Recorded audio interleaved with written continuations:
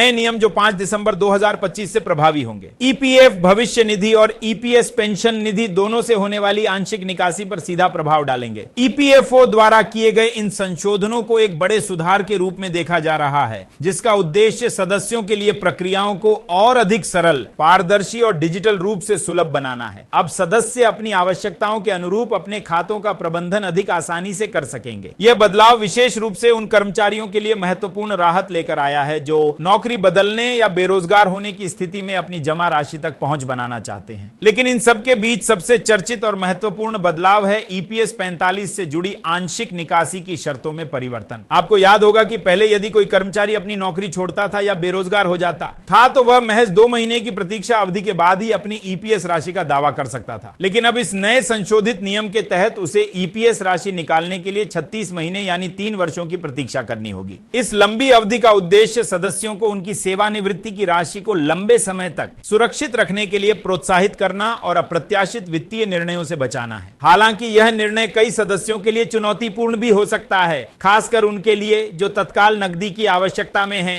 इसीलिए सभी सदस्यों से अनुरोध है कि वे अपनी वित्तीय योजना बनाते समय इस नए नियम को अवश्य ध्यान में रखें। अब बात करते हैं पेंशन भुगतान प्रणाली की, जिसे पूरी तरह से डिजिटल बना दिया गया है। ईपीएफओ ने ईपीएस पेंशन भोगियों के लिए एक केंद्रीयकृत पेंशन भुगतान प्रणाली यानी सीपीपीएस का शुभारंभ किया है। इस अग्रणी प्रणाली के तहत अब कोई भी पेंशन भोगी देश के किसी भी कोने में स्थित किसी भी बैंक की किसी भी शाखा से अपनी मासिक पेंशन आसानी से प्राप्त कर सकता है। इसकी सबसे बड़ी खूबसूरती यह है कि अब उन्हें इस बात की चिंता करने की जरूरत नहीं है कि उनका पेंशन भुगतान आदेश यानी पीपीओ कहां से जारी किया गया था। यह डिजिटल सुधार विशेष रूप से उन बुजुर्ग पेंशनर्स के लिए वरदान साबित होगा जो अपने मूल निवास स्थान से दूर किसी अन्य शहर या राज्य में रह रहे हैं। अब उन्हें पेंशन लेने के लिए लंबी यात्राएं करने या तरह तरह की औपचारिकता पूरी करने की आवश्यकता नहीं होगी। सब कुछ अब उनके नजदीकी बैंक शाखा में ही उपलब्ध होगा। एक और बहुप्रतीक्षित खबर जो सभी पेंशन भोगियों के लिए आशा की किरण लेकर आई है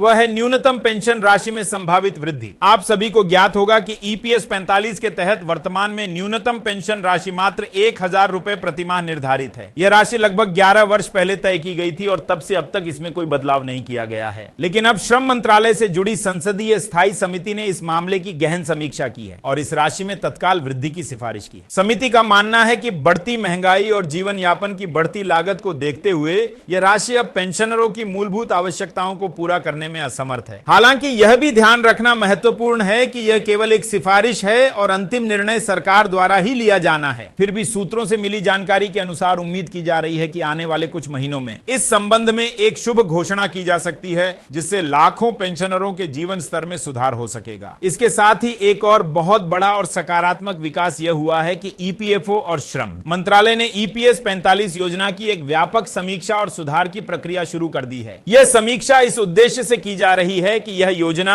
वर्तमान आर्थिक परिस्थितियों और बदलती सामाजिक आर्थिक जरूरतों के अनुरूप बन सके। दशकों पहले बनी इस योजना में आधुनिक समय की चुनौतियों और अवसरों के हिसाब से बदलाव की मांग लंबे समय से की जा रही थी। इस समीक्षा प्रक्रिया के बाद यह उम्मीद की जा रही है कि पेंशन गणना के फार्मूले, योगदान की दरों और पात्रता मानदंडों सहित कई महत्वपूर्ण पहलुओं में बदलाव किए जा सकते हैं। इसका लक्ष्य यह सुनिश्चित करना है कि भविष्य में सेवानिवृत्त होने वाले कर्मचारियों को एक पर्याप्त और सम्मानजनक पेंशन का लाभ मिल सके। एक और अत्यंत महत्वपूर्ण मुद्दा जिस पर ईपीएफओ ने स्पष्टता प्रदान की है वह है उच्च वेतन पर पेंशन प्राप्त करने का अधिकार। हाल ही में विभिन्न न्यायिक फैसलों के अनुरूप ईपीएफओ ने स्पष्ट कर दिया है कि जिन कर्मचारियों ने अपने वास्तविक और उच्च वेतन के आधार पर ईपीएस खाते में योगदान दिया है और यदि उनका यह योगदान ईपीएफओ द्वारा स्वीकार कर लिया गया है तो ऐसे कर्मचारी अब उच्च पेंशन के हकदार होंगे। यह निर्णय हजारों ऐसे कर्मचारियों के लिए एक बड़ी कानूनी जीत है जो लंबे समय से इस अधिकार के लिए संघर्ष कर रहे थे। इससे पहले पेंशन की गणना के लिए एक निर्धारित वेतन सीमा का इस्तेमाल किया जाता था। भले ही कर्मचारी का वास्तविक वेतन उससे कहीं अधिक क्यों ना हो, लेकिन अब स्पष्टीकरण के बाद कर्मचारियों को उनके द्वारा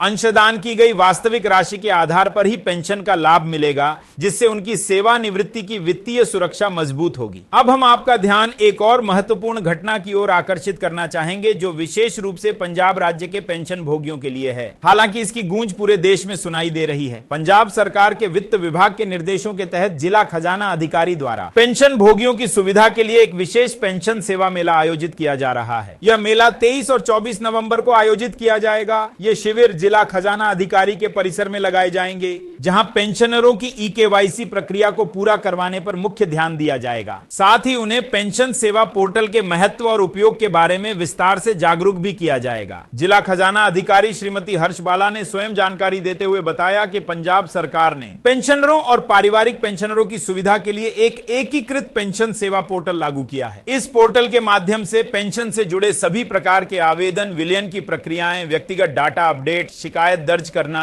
उसका निवारण और सबसे महत्वपूर्ण डिजिटल जीवन प्रमाण पत्र जैसी सभी सेवाएं एक ही प्लेटफॉर्म पर उपलब्ध होंगी। एक और महत्वपूर्ण सामाजिक जानकारी यह मिली है कि कमांडर अशोक राव जी ने सोशल मीडिया के माध्यम से एक बड़े कार्यक्रम की घोषणा की है, जो 3 और 4 दिसंबर को नई दिल्ली के जंतर मंतर पर आयोजित किया जाएगा। इस कार्यक्रम में आप सभी लोगों की सक्रिय भागीदारी की अपेक्षा की जा रही है। कमांडर अशोक राव जी ने सभी समर्थकों और हितधारकों से एकजुटता दर्शाने के लिए और अपनी बात को मजबूती से रखने के लिए इस कार्यक्रम में शामिल होने का अनुरोध किया है। हमारी रियल सूचना टीवी टीम भी यदि अवसर मिला तो निश्चित रूप से 3 और 4 दिसंबर को नई दिल्ली के जंतर मंतर पर पहुंचेगी और वहां से होने वाली हर महत्वपूर्ण अपडेट को सीधे आप तक पहुंचाने का प्रयास करेगी। हम आप सभी से, विशेषकर बुजुर्ग दर्शकों से अनुरोध करते हैं कि इस समय देश के अधिकांश हिस्सों में कड़ाके की सर्दी पड़ रही है। ऐसे में यदि आप इस कार्यक्रम में शामिल होने जा रहे हैं तो कृपया अपने साथ गर्म कपड़े और आवश्यक सामग्री अवश्य रखें। अपने स्वास्थ्य का विशेष ध्यान रखें, क्योंकि इस ठंड में थोड़ी सी लापरवाही भी आपकी सेहत बिगाड़ सकती है। सुरक्षित रहें, स्वस्थ रहें। तो दर्शकों, ये थी आज की सभी प्रमुख जानकारियां जो हम आप तक लेकर आए थे। हमें उम्मीद है कि ईपीएफओ और ईपीएस 45 से जुड़े ये अपडेट्स आपके लिए उपयोगी साबित होंगे। हम लगातार आपके हितों से जुड़े ऐसे ही मुद्दों पर नजर बनाए हुए हैं और भविष्य में भी आप तक सटीक और त्वरित जानकारी पहुंचाते रहेंगे। यदि आपको यह जानकारी पसंद आई हो तो कृपया इस वीडियो को लाइक करें, अपने सभी परिचितों और सहकर्मियों के साथ शेयर करें और रियल सूचना टीवी चैनल को अभी सब्सक्राइब कर लें। साथ ही बेल आइकन दबाना न भूलें ताकि हर नई खबर सबसे पहले आपको मिले। धन्यवाद। जय हिंद।